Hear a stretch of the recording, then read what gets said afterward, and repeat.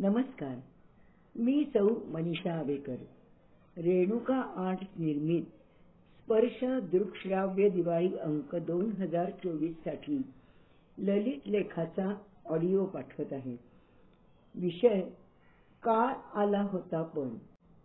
मी February महिन्यात मुलाकडे गुवाहाटीला गेले. जेव्हा इथे कडक उन्हाळा सुरू झाला तेव्हा तेथे त्या मानाने कमी उकडत होते. रोज तळ्याभोवती गार वाऱ्यात फिरणे हा सुखद अनुभव. IIT परिसर वृक्षराजींमध्येच बसला असल्याने उन्हाची झळ फारशी लागत नव्हती. घी देखा लेकिन बडगा नहीं देखा अशी गत एप्रिलमध्ये झाली. रोज संध्याकाळी प्रचंड पाऊस पडायचा. आम्ही घरातून तो एन्जॉय करायचो. संध्याकाळी चालायला जमायचं नाही पण नातवंडे खुश व्हायची. मग आम्ही त्यांच्याबरोबर आनंद घ्यायचो. एक दिवशी सकाळी छान हवा पडली होती. मंद वारा तन्मन सुखावीत होता. मोबाईलवर गाणं लागले. रिमझिम पाऊस पडे साखा. माझे आवडते गाणे असल्याने मी खुशीत गाणं गुणगुणत चालत असताना खरंच टपोरे थेंब अंगावर पडायला लागले. मी IIT मधील स्कूल बस स्टॉप सोडून 5च मिनिटं झाली होती. मागे वळाले तर टपोऱ्या थेंबांनी क्षणार्धात मुसळधार पावसाचे रूप घेतले. आता मागे जाण्यात अर्थ नव्हता. एका मोठ्या झाडाखाली थांबले. 2च मिनिटात पावसाने रौद्र रूप धारण केले. मला समोरचे काहीच दिसत नव्हते. इतका पाऊस भीषण होता. पावसामुळे झाडाखाली उभी असूनही मी चिंब भिजले होते. झाडाच्या फांद्या गदागदा हलत होत्या. आपण पुण्या मुंबईचा पाऊस पाहिलेली लोक. इतका रौद्रावतार मी प्रथमच बघत होते.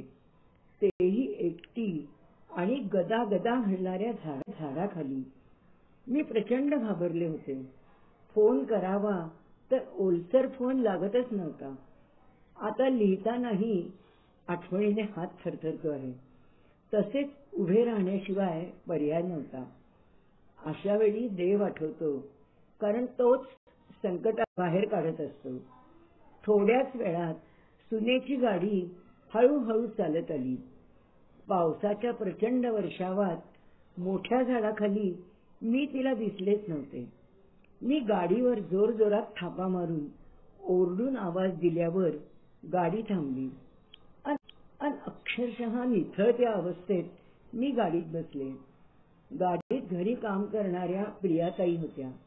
सकाळचा आडवा तिडवा भयानक पाऊस बघून त्यांचा लहान मुलगा घाबरून गेला आणि रडायला लागला. म्हणून त्यांना घरी सोडले. नेहमी गुवाहाटीत राहणाराही घाबरून रडायला लागला म्हणजे त्या दिवशीचा पाऊस किती भीषण होता ह्याची कल्पना येईल. घरी आल्यावर गरम पाण्याने आंघोळ करून चहा प्यायल्यावर श्रद्धा म्हणाली, आई, पाऊस आल्यावर जवळच्या स्कूल बसच्या बस स्टॉपवर थांबायचं. 2 कव्हर्ड स्टॉप आहेत. कितीही भिजला असतात तरी चालले असते. पण इथे पावसाने मोठमोठे वृक्ष उन्मळून पडतात. जीवाशी खेळ झाला असता. ह्या पुढे दोन्हीही स्टॉपच्या पुढे पाऊस लागला तर क्वार्टर्सच्या पार्किंगमध्ये थांबून ओळख सांगून मदत घेत जा. मी अक्षरशः भीतीने कापू लागले. मी संकटातून तारणाऱ्या देवाला वंदन केले. खरंच काळ आला होता पण वेळ आली नव्हती. मग तिने गरम खायला दिले आणि मी चक्क जी झोपले ती 2 तासांनी. असा पाऊस न भूतो न भविष्यती. धन्यवाद.